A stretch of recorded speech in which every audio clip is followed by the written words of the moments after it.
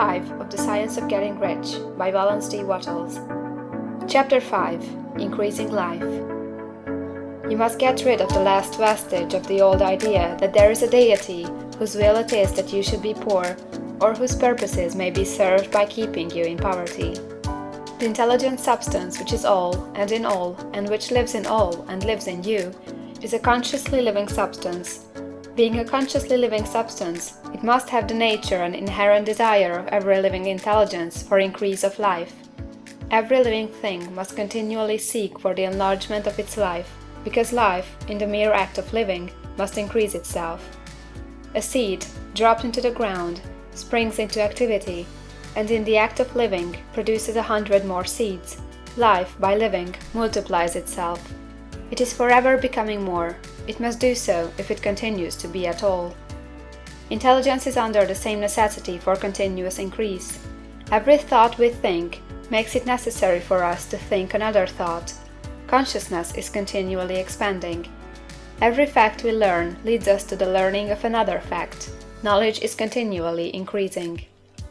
Every talent we cultivate brings to the mind the desire to cultivate another talent.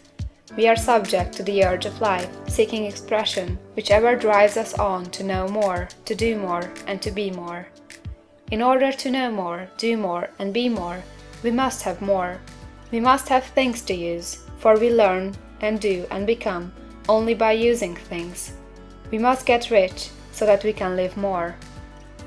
The desire for riches is simply the capacity for larger life seeking fulfillment. Every desire is the effort of an unexpressed possibility to come into action. It is power seeking to manifest which causes desire. That which makes you want more money is the same as that which makes the plant grow. It is life, seeking fuller expression. The one living substance must be subject to this inherent law of all life. It is permeated with the desire to live more. That is why it is under the necessity of creating things.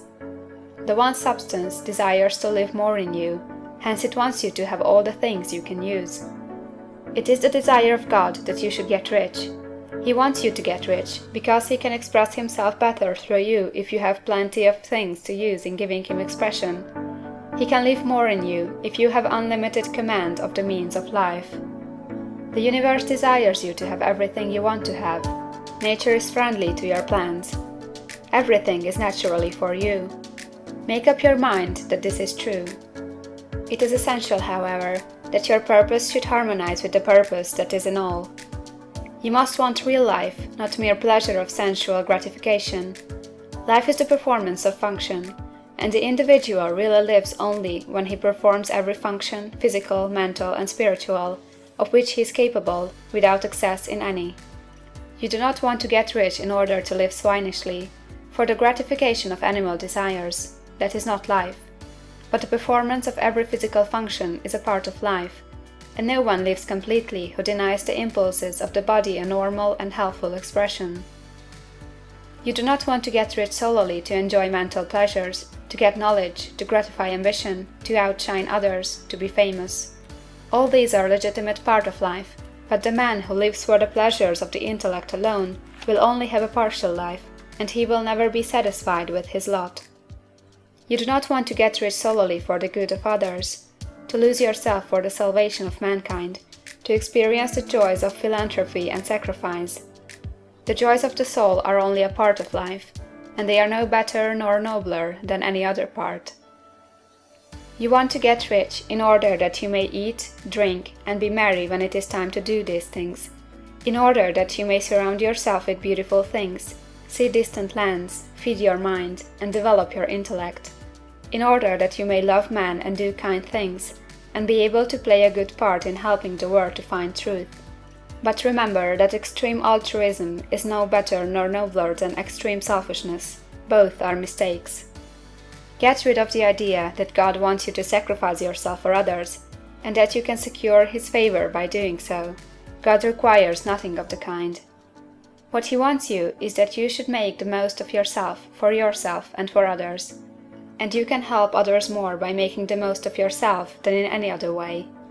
You can make the most of yourself only by getting rich, so it is right and praiseworthy that you should give your first and best thought to the work of acquiring wealth. Remember, however, that the desire of substance is for all, and its movements must be for more life to all. It cannot be made to work for less life to any, because it is equally in all, seeking riches and life. Intelligent substance will make things for you, but it will not take things away from someone else and give them to you. You must get rid of the thought of competition. You are to create, not to compete for what is already created. You do not have to take anything from anyone. You do not have to drive sharp bargains. You do not have to cheat or to take advantage. You do not need to let any man work for you for less than he earns. You do not have to covet the property of others or to look at it with wistful eyes. No man has anything of which you cannot have the like, and that without taking what he has away from him. You are to become a creator, not a competitor. You are going to get what you want, but in such a way that when you get it, every other man will have more than he has now. I am aware that there are men who get a vast amount of money by proceeding in direct opposition to the statements in the paragraph above, and may add a word of explanation here. Men of the plutocratic type, who become very rich, do so sometimes purely by their extraordinary ability on the plane of competition, and sometimes they unconsciously relate themselves to substance in its great purposes and movements for the general racial upbuilding through industrial evolution. Rockefeller, Carnegie, Morgan, and others have been the unconscious agents of the supreme in the necessary work of systematizing and organizing productive industry, and in the end, their work will contribute immensely toward increased life for all. Their day is nearly over. They have organized production, and will soon be succeeded by the agents of the multitude, who will organize the machinery of distribution. The multimillionaires are like the monster reptiles of the prehistoric eras. They play a necessary part in the evolutionary process, but the same power which produced them will dispose of them. And it is well to bear in mind that they have never been really rich. A record of the private lives of most of this class will show that they have really been the most abject and wretched of the poor. Riches secured on the competitive plane are never satisfactory and permanent. They are yours today and another's tomorrow. Remember, if you are to become rich in a scientific and certain way, you must rise entirely out of the competitive thought. You must never think for a moment that the supply is limited. Just as soon as you begin to think that all the money is being cornered and controlled by bankers and others, and that you must exert yourself to get laws passed to stop this process and so on, in that moment you drop into the competitive mind, and your power to cause creation is gone for the time being. And what is worse, you will probably arrest the creative movements you have already instituted. Know that there are countless millions of dollars worth of gold in the mountains of the earth, not yet brought to light. And know that if there were not, more would be created from thinking substance to supply your needs. Know that the money you need will come, even if it is necessary for 1,000 men to be led to the discovery of new gold mines tomorrow. Never look at the visible supply. Look always at the limitless riches in formless substance, and know that they are coming to you as fast as you can receive and use them. Nobody, by cornering the visible supply, can prevent you from getting what is yours.